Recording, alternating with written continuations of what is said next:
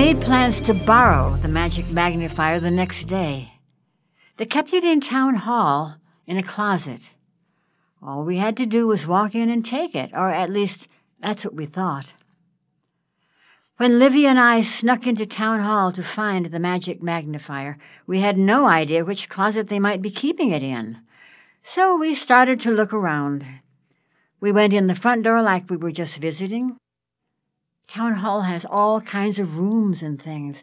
There's the throne room for the royal benzines to meet with us regular folks. That's the first place we looked. We weren't supposed to be in there, but we looked around quickly and didn't see anything interesting. Then we went into the room where all the historical stuff is on display.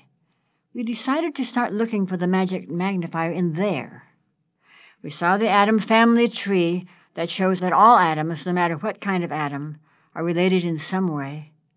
On the wall were the big portraits of Mother Proton and Father Neutron, the parents of all atoms. And then, on the table in a glass case, were the declarations of independent states.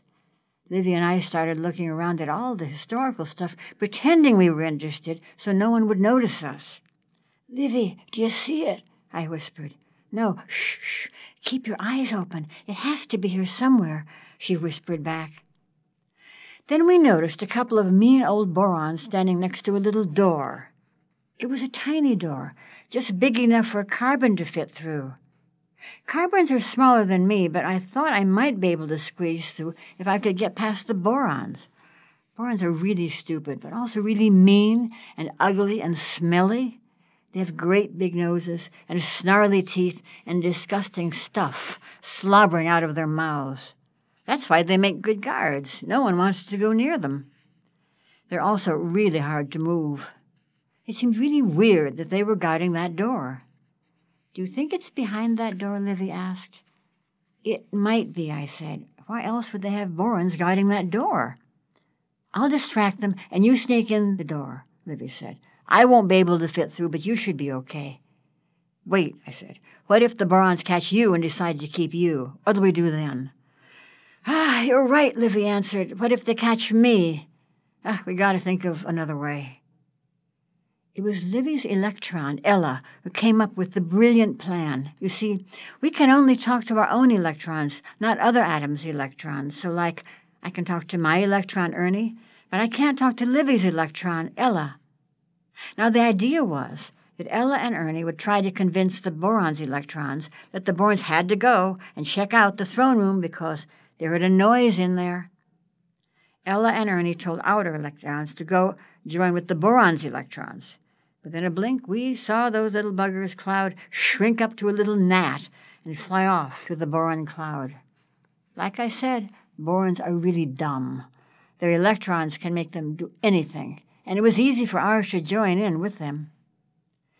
If any of our electrons leave, then somehow the benzene can tell where we are and we can get caught. I don't know why, but my parents call it being ionized. Anyway, the royal benzines can see you when you are ionized, so it's risky to let your electrons go off on their own. Livy and I were willing to risk it, though, because it was the only way to trick the borons. The mean old borons began to shuffle and waddle off to see what the sound was. As soon as they were out of sight, I ducked through the tiny door and into a tiny room. I couldn't stand up. All I could do was crawl along the floor. On the little table in the center of the room was, a large pair of glasses. "That has to be it," I said to myself. I also thought I saw something else in there whiz past me, but I didn't have time to find out what it was. I grabbed the glasses and scurried out of the tiny doorway, slamming the door behind me.